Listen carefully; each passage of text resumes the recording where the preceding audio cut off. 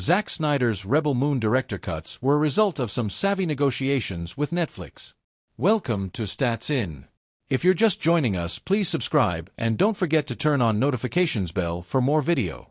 Zack Snyder's time with DC may be a thing of the past. However, he continues to work on epic franchises, with his original creation, Rebel Moon, having seen the release of 2 movies already. The talented director has every intention of converting Rebel Moon into a space opera franchise, much like the likes of Star Wars and Star Trek. However, what sets his franchise apart is the fact that despite the 2 movies not getting an R rating, they have received respective Snyder cuts that are full of gore, violence, and everything else one can expect from an R-rated franchise. Regardless, as it turns out, the talented director had to undergo a fair share of negotiations to make his Snyder cuts a reality. He revealed that it was a barter between him and Netflix that allowed the 2 movies thus far to have both a PG-13 version and an R-rated Zack Snyder version. In an interview with Real Blend podcast, Zack Snyder discussed the reasoning behind the director's cut and how it came to be. He explained that Netflix, although not burdened by box office concerns, sought a version of the movie that would appeal to a broader audience.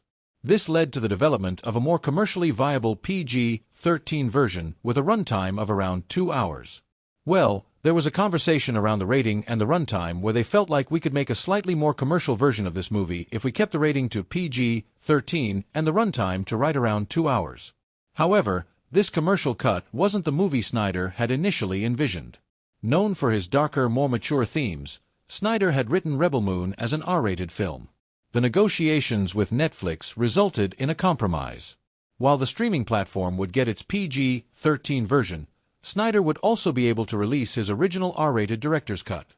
So that was like a conversation that we just felt like based on their data that would be more viewable. And so I was like, okay, so that was part of the negotiation.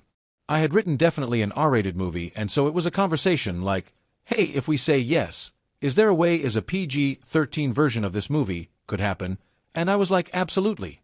The director's cut of the 2 movies allowed Snyder to maintain an in-depth exploration of the narrative and characters, elements that had to be trimmed in the PG-13 version.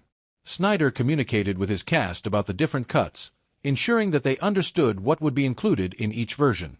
The R-rated cut promises to stay true to Snyder's established storytelling style, offering fans a closer look at his original vision. Despite the compromises made for commercial viability, Snyder's creative vision for Rebel Moon remains largely intact. The director meticulously planned the different cuts, ensuring that the PG-13 versions met Netflix's requirements while the R-rated cuts retained the depth and intensity of his original script. And while his latest 2 movies have not performed as well as he would have hoped, the director's cuts did improve the overall experience and resulted in a darker, gorier narrative, the kind of which Snyder's fans are more accustomed to. All versions of the 2 Rebel Moon movies are available to be streamed on Netflix.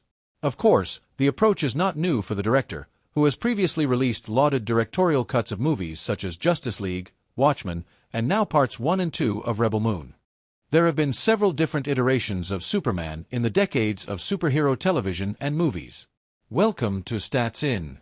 If you're just joining us, please subscribe and don't forget to turn on notifications bell for more video. From Christopher Reeve to Henry Cavill to Tyler Hoechlin, many notable actors have taken on this iconic role. Veteran director Zack Snyder's and actor Tyler Hoechlin's takes on the role of Superman during a similar situation showcases the creative difference. Premiering in 2021, Superman and Lois is a drama show following the life of Tyler Hoechlin's Superman and Bitsy Tulloch's Lois Lane. The show found worldwide fame and critical acclaim for its varied take on the role of Clark Kent and his family. And not just actors, but each director had a different vision for the character of Superman. Arguably, Zack Snyder's vision for Superman in Man of Steel was quite controversial. However, the CW show Superman and Lois have taken a different approach. Cars and farmhouses are eroded and decimated. However, Superman and Lois showed one thing differently than Henry Cavill and Zack Snyder's Man of Steel. In the CW show, John and Jordan Kent, the 2 sons of Clark Kent, fight alongside their dad against Doomsday. The recently released Season 4 Episode 9 of the show, titled To Live and Die Again, featured an iconic battle where Lex Luthor's Doomsday gives a reign of terror to the town of Smallville, where Superman belonged to. Was the year 2013 when Zack Snyder released Man of Steel.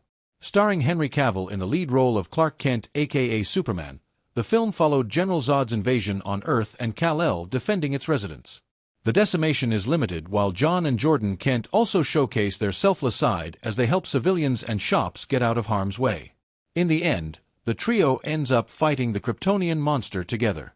The attack on Smallville was also created by veteran director Zack Snyder, however his version was closer to reality. Being the first entry of Snyder into the DCU, the film gained much traction and a fair share of controversy. In the movie, General Zod carries out an attack on the town of Smallville, similar to Superman and Lois, but there is one key difference in both versions, with Zack Snyder's vision being closer to reality. Superman fights General Zod alone, raw, without any support or any proper experience/training. The fight is pretty brutal as Smallville gets decimated alongside loads of destruction and explosion.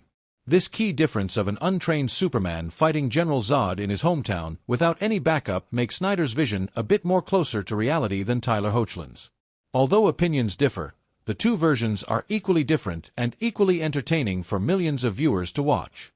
With high ratings and worldwide fame, both Man of Steel and Superman and Lois are available to stream on Max in the US.